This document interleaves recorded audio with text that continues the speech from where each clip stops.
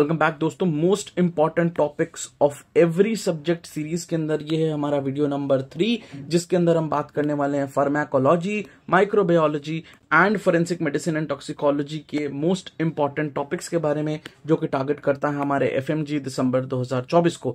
अगर आप इन टॉपिक्स को अपने रिवीजन स्केड्यूल के साथ पढ़ करके जाएंगे तो आप most probably 160 marks easily score कर पाएंगे अपने एफएमजी एग्जामिनेशन में। इससे पहले मैं आपको ये इन्फॉर्म करना चाहूंगा कि अगर आपको ये फाइल डाउनलोड करनी है, जिसके बारे में मैं इस वीडियो में डिस्कस करने वाला हूं, तो वो आप डाउनलोड कर सकते हैं हमारे टेलीग्राम ग्रुप से। टेलीग्राम ग्रुप का आपको लिंक मिल जाएगा नीचे कमेंट सेक्शन में, वहां से आप हमारे ग्रुप को ज्वाइन कीजिए और इस फाइल को डाउनलोड कर सकते हैं। बाय द वे, अगर आप चाहते हैं हमारे वीडियो 1 एंड वीडियो 2 के पुराने फाइल्स, तो वो भी आपको इसी टेलीग्राम ग्रुप में देखने को मिल जाएंगे। अब तक हमने कवर कर लिया है anatomy, biochemistry, physiology and pathology. ये सब्जेक्ट्स हम कवर कर चुके हैं। इन सभी के इंपॉर्टेंट टॉपिक्स जो कि एफएमजी में आने के चांसेस हैं, वो सारे के सारे ऑलरेडी मैं डिस्कस कर चुका हूं। उनकी वीडियोस भी आपको ऑलरेडी हमारे चैनल पे मिल जाएगी। उनका लिंक मैं आपको नीचे डिस्क्रिप्शन में प्रोवाइड कर दूंगा। उन वीडियोस को आप जरूर जाकर चेकआउट कीजिएगा। फाइल्स आपको मिल जाएंगे टेलीग्राम ग्रुप में। एक बार सारी वीडियो सीरीज हमारी कंप्लीट हो जाए, एक बार मेरे पास सारे रिसर्च कंटेंट एक साथ इकट्ठा हो जाए, देन आफ्टर मैं सबको एक बार कंपाइल करके मैं आपके साथ में एक मेन फाइल शेयर कर दूंगा, जिसके अंदर सभी सब्जेक्ट के आपको मोस्ट इंपॉर्टेंट टॉपिक्स देखने को मिल जाएंगे। सो चलिए अब चलते हैं हमारे वीडियो की तरफ और आपको दिखाते हैं कौन कौन से टॉपिक्स आपके लिए बहुत इंपॉर्टेंट है। तो दोस्तों, ये रही हमारी फाइल, जिसके अंदर हम डिस्कस करने वाले हैं फार्मा, माइक्रोबायोलॉजी एंड एफएमटी के मेजर इंपॉर्टेंट टॉपिक्स, जो कि इंपॉर्टेंट एफएमजी दिसंबर 2024 के लिए। तो टॉपिक्स की शुरुआत करने से पहले आपको मैं इन्फॉर्म करना चाहूंगा, टोटल 4 सब्जेक्ट हम ऑलरेडी कवर कर चुके हैं। उनके इंपॉर्टेंट टॉपिक्स ऑलरेडी हमारे पास अवेलेबल है।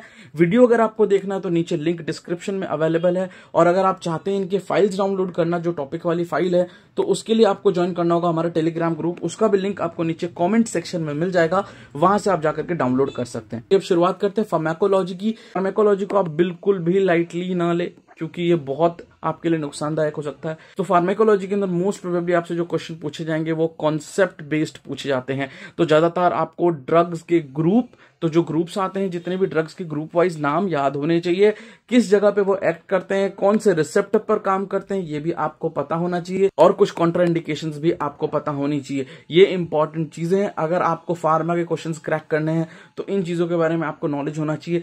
थोड़ा सा इन डेप्थ यहाँ पे नॉलेज चाहिए होगा, क्योंकि फार्मा के अंदर डायरेक्ट क्वेश्चंस ना इतने ज्यादा आपको देखने को नहीं मिलेंगे, बट उसी डायरेक्ट क्वेश्चन को थोड़ा सा घुमा करके ट्रिकी कर दिया जाता है। तो अगर आपको उसका कॉन्सेप्ट आता होगा तो आप इजीली कर पाएंगे फार्मा के क्वेश्चन।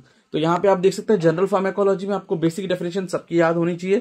ऑर्डर ऑफ किनेटिक्स आपको याद करना है, डीआरसी वगैरह आपको, dose response curve, clinical trial faces with timings आपको याद होनी चाहिए, और कुछ बेसिक डेली यूज ड्रग्स आपको पता होना चाहिए। जैसे एमआई में आपको जो ड्रग्स जो देने होते हैं, बेसिक वाले ड्रग्स, जैसे माइग्रेन में आपको कौन सा ड्रग देना है, तो ये चीजें आपको पता होनी चाहिए। रिसेप्टर्स के बारे में जरूर पढ़ लीजिएगा, और एंजाइम एंड रिसेप्टर यहाँ पे इंपॉर्टेंट है अगर मैं जनरल फार्माकोलॉजी की बात करता हूँ।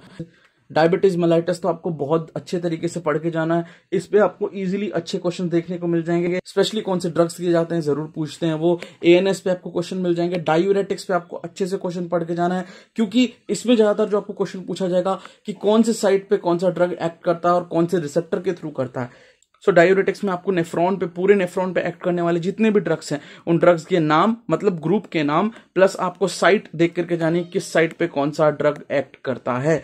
यहाँ पे आप सीवीएस में एमआई वगैरह पढ़ सकते हैं, सीएनएस में अल्जाइमर्स वगैरह पढ़ सकते हैं। एंटी थायराइड मेडिकेशन जरूर पढ़िएगा, स्पेशली प्रेगनेंसी वाले में जो एंटी थायराइड मेडिकेशन दी जाती है और कॉन्ट्राइंडिकेशन जो होती है वो जरूर पढ़िएगा। हिमैट में आपको anti platelet and coagulation related drugs पढ़ने हैं।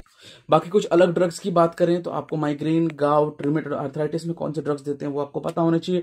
ड्रग फॉर पार्किंसंस एंड साइकोसिस आपको पता होना चाहिए, और कीमोथेरेपी ड्रग्स भी जरूर पता होना चाहिए। बस कुछ कीमोथेरेपी के रेजिमेंट्स होते हैं, आपको वो भी याद होने चाहिए। बहुत ज्यादा रेजिमेंट्स आपको याद नहीं करने, बट ब्रेस्ट कैंसर हो गया, ब्लैडर कैंसर हो गया, और इन सब चीजों को थोड़ा थोड़ा आपको जरूर देख करके जाना है। तो फार्माकोलॉजी में बस इतना ही इंपॉर्टेंट है। अगर आप अच्छे से इनको पढ़ करके जाते हैं, ग्रुप ऑफ ड्रग जरूर ध्यान रखिए। ड्रग को इंडिविजुअली याद करने से अच्छा रहता है कि ग्रुप ऑफ ड्रग जो होता है उसको आप मेजरली ध्यान रखिए, क्योंकि वो अगर आपको याद होगा तो आप इजीली क्वेश्चंस क्रैक कर पाएंगे। तो माइक्रोबायोलॉजी की अब बात कर लेते हैं। तो यहाँ पे आप देख सकते हैं सबसे पहले इंपॉर्टेंट जनरल बेसिक डिसीजेस, जैसे कि टीबी हो गया, गैंग्रीन हो गया, कोविड वगैरह, इन सब के बारे में पूछ लिया जाता है।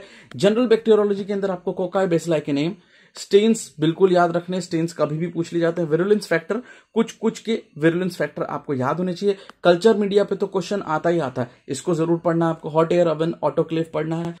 बैक्टीरियोलॉजी के अंदर आपको नॉर्मल फ्लोरा पढ़ के जाना चाहिए, क्योंकि ये कहीं पे मेंशन तो डायरेक्टली नहीं होता, ये मैंने खुद से बना करके लिखा है क्योंकि पूछ लिया जाता है, रिसेंट एग्जाम में भी पूछ लिया गया था नॉर्मल फ्लोरा, तो आपको पता होना चाहिए। स्पेशली जो स्किन एंड हेयर पे नॉर्मल बैक्टीरिया प्रेजेंट होता है, जो नॉर्मल फ्लोरा होता है, उनके बारे में आपको पता होना चाहिए। तो ये जनरली जो नॉर्मल फ्लोरा होते हैं ये कोई प्रॉब्लम करते नहीं है आपकी बॉडी पे, बट जब स्किन में कोई भी फिजिकल डैमेज टाइप का हो जाता है तो ये नॉर्मल फ्लोरा अंदर जा सकते हैं स्किन के थ्रू एंड देन आफ्टर ये प्रॉब्लम कॉज करते हैं। तो यस, इसके बारे में आपको पता होना चाहिए।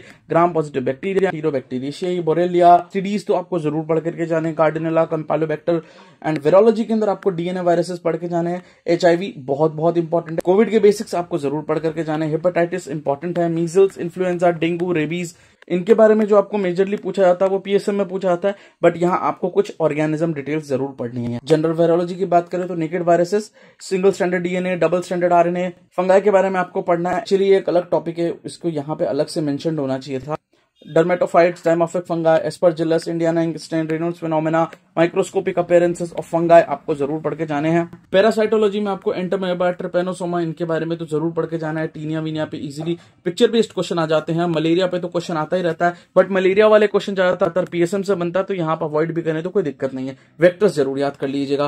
और एक इंपॉर्टेंट हॉट टॉपिक है जो आजकल पूछ लिया जाता है, that is technology used in microbiology like RTPCR, CB NAAT, southern western blotting etcetera. तो ये सब आपको पढ़ करके जाना है क्योंकि इन पे भी क्वेश्चन आ जा रहे हैं आजकल। फाइनली अब हम बात करते हैं हमारे फोरेंसिक मेडिसिन एंड टॉक्सिकोलॉजी पर। तो यहाँ पे आपको कोर्ट प्रोसीजर्स एंड आईपीसीसी पढ़ के जाना है। अब देखिए इन सब का नाम आजकल चेंज हो चुका है, जैसे बीएनएस हो गया है, तो आपको ये भी पढ़ करके जाना है। लेटेस्ट गाइडलाइंस के अकॉर्डिंग भी पढ़ के जाइए, क्या पता ये एग्जाम में पूछ ले जाए। हालांकि अभी तक ऐसा कुछ कंफर्मेशन नहीं है कि ये पूछा जाएगा, अभी तक तो नहीं पूछा गया। जैसे लास्ट एग्जाम में भी मुझे लग रहा था पूछा जाएगा, तो मैं ये वाले सेक्शन भी पढ़ के गया था। जो नाम चेंज हुआ है, बाकी कुछ खास डिटेल्स में चेंज नहीं हुई है, तो ये मैं पढ़ के गया था, पर उस समय ये आया नहीं। तो इसका मतलब ये बिल्कुल नहीं है कि दिसंबर वाले एग्जाम में ये नहीं आ सकता। सो मेक श्योर कि आप एक बार इनको भी देख करके जाएं। आपको सारे सेक्शन पढ़ना बहुत इंपॉर्टेंट नहीं है, देखिए, क्योंकि पर्सनली मैं फील करता हूं बहुत सारे सेक्शंस है, बहुत सारे आईपीसीज है, बहुत सारे सीआरपीसीज हैं, उन सभी को आप याद रख ही नहीं सकते। देखिए, अगर आप रख पाते तो बहुत बढ़िया बात है, मैं पर्सनली नहीं रख पाता हूं, तो इस सेक्शन को मैं देखिए ज्यादातर छोड़ के गया था। बस मैं बेसिक जो इंपॉर्टेंट होते हैं ना, लाइक डाउरी डेथ हो गया, मर्डर हो गया, हर्ट हो गया, ग्रीवर्स हर्ट हो गया, और जैसे कस्टोडियल डेथ है, इन सब से रिलेटेड आपको सेक्शंस याद करने हैं, बाकी कुछ ज्यादा याद करने की जरूरत नहीं है। वैसे जब आप क्वेश्चंस करेंगे एफएमजी सॉल्यूशन बुक के, तो उसके अंदर से आपको आइडिया लग जाएगा ठीक ठाक सा। एफएमजी सॉल्यूशंस अगर आपको ये बुक डाउनलोड करनी है, पीडीएफ फाइल डाउनलोड करना है, तो हमारे टेलीग्राम ग्रुप में अवेलेबल है। ये ग्रुप का जो लिंक है वो नीचे कमेंट बॉक्स में दिया गया, वहां से आप जाकर के हमारे टेलीग्राम ग्रुप को ज्वाइन कीजिए, फिर आप इस बुक को डाउनलोड कर सकते हैं। थेनाटोलॉजी के अंदर आपको पोस्टमार्टम चेंजेस बहुत जरूरी है याद करना। जैसे इस बार सिंपल सा क्वेश्चन आता टेकिनॉयर पे, इमेज बेस्ड क्वेश्चन था, तो वो क्वेश्चन पूछ लेते हैं इजिली इस पे। And MI changes on autopsy आपको जरूर पढ़ना है, कौन सा स्टेन यूज होता है वो भी पढ़ना है। राइगर मोर्टिस, एल्गोर मोर्टिस वगैरह, तो ये बेसिक टर्म्स आपको पता होना चाहिए। डिकम्पोजिशन आपको पढ़ना है, ममीफिकेशन वगैरह आपको इसी में आ जाएगा, वो भी पढ़ना है। टॉक्सिकोलॉजी के अंदर आपको ऑर्गेनोफॉस्फोरस, ओपियम, हेरोइन, कैनाबिस, कैस्ट्रिक लवाज वगैरह आपको पढ़ना है। प्रिजर्वेशन कैसे करते हैं ऑर्गन्स का टॉक्सिकोलॉजी वाले केस के अंदर, वो आपको पढ़ना है। रेप के बारे में आपको पढ़ना है, और अमेंडमेंट जो हुए इसके अंदर रिसेंटली रेप वाले लॉज में, वो आपको पढ़ना है। पॉक्सो एक्ट के बारे में पढ़ना है। सेक्सुअल परवर्जन जैसे पैराफीलिया वगैरह हो गया, और other important sexual terms paedophilia, satyriasis, nymphomania, ये आपको पढ़ना है, क्योंकि इस पे सिंपल डायरेक्ट क्वेश्चन आ जाता है, और अगर आपको इन वर्ड्स का मतलब बिल्कुल नहीं पता होगा तो आप क्वेश्चन क्रैक नहीं कर पाएंगे। सो मेक श्योर कि आपको इनको वर्ड्स को जरूर पढ़ के जाना है। देखिए, फोरेंसिक मेडिसिन मेरी तरफ से अगर मैं खुद अपने पॉइंट ऑफ व्यू से बताऊं ना, ये एक तरीके का नई लैंग्वेज है जिसको आपको सीखना है। इसके अंदर बहुत सारे आपको लैटिन टर्म्स देखने को मिल जाएंगे, बहुत सारे इंग्लिश के अजीब अजीब से वर्ड्स मिल जाएंगे, और ये चीजें आपको याद करनी होती हैं। ये आप नॉर्मल इंग्लिश में फाइंड आउट नहीं करते। लाइक सटेरियासिस, आपको कभी कोई रोड पे चलता हुआ इंडिविजुअल नहीं मिलेगा कि ये सटेरियासिस हो रखा है इसको, ऐसा कभी कोई नहीं बोलता। उसको कुछ और वर्ड बोल देंगे, बट सटेरियासिस जैसा, निम्फोमेनिया जैसा वर्ड कोई यूज नहीं करता है। तो ये एक तरीके की डिफरेंट लैंग्वेज है जो आपको पढ़नी है, जो आपको याद करनी है। सो फोरेंसिक मेडिसिन में ज्यादातर हिस्सों में यही है, अगर आपको ये अलग अलग वर्ड्स जो हैं ये याद है तो आप इजीली इसके क्वेश्चंस क्रैक कर सकते हैं। सिमिलरली साइकोलॉजी में भी यही हाल है, उसमें भी बहुत सारा जो पोर्शन है ना वो नए नए वर्ड्स से, अगर आपको नए नए वर्ड्स याद है, उसके जो डिफरेंट टाइप के वर्ड्स हैं उनकी मीनिंग ध्यान है,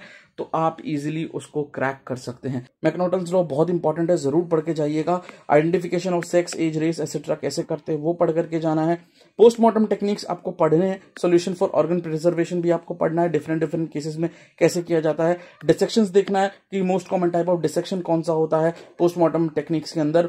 infanticide, live bond, dead bond, still bond, इन सब के डेफिनेशंस आपको पता होने चाहिए। क्रिमिनल अबॉर्शन क्या होता है, और एमटीपी एक्ट के बारे में जरूर पढ़िएगा। एमटीपी एक्ट के अकॉर्डिंग आपको टाइम एंड डॉक्टर्स रिक्वायर्ड वाला क्वेश्चन बहुत इजीली पूछा जाता है, बहुत फ्रिक्वेंटली पूछा जाता है कि कितने टाइम पे आप अबॉर्शन कर सकते हैं, कितने से कितने टाइम पे कितने डॉक्टर्स की रिक्वायरमेंट है और किस टाइम पीरियड के बाद में आपको हायर अथॉरिटी से परमिशन की रिक्वायरमेंट है। तो ये सब चीजें पूछ ली जाती हैं। तो ये बात थी हमारे pharmacology, microbiology and forensic medicine के इंपॉर्टेंट टॉपिक्स के बारे में। आई होप आप बढ़िया तरीके से पढ़ाई कर रहे होंगे। कोई क्वेरी है तो नीचे कमेंट बॉक्स में आप कमेंट कर सकते हैं। इस फाइल को डाउनलोड करने के लिए आपको लिंक नीचे डिस्क्रिप्शन में मिल जाएगा टेलीग्राम ग्रुप का, उस ग्रुप को ज्वाइन कीजिए और इस फाइल को डाउनलोड कर लीजिए। And best of luck, that is all. Thank you and subscribe.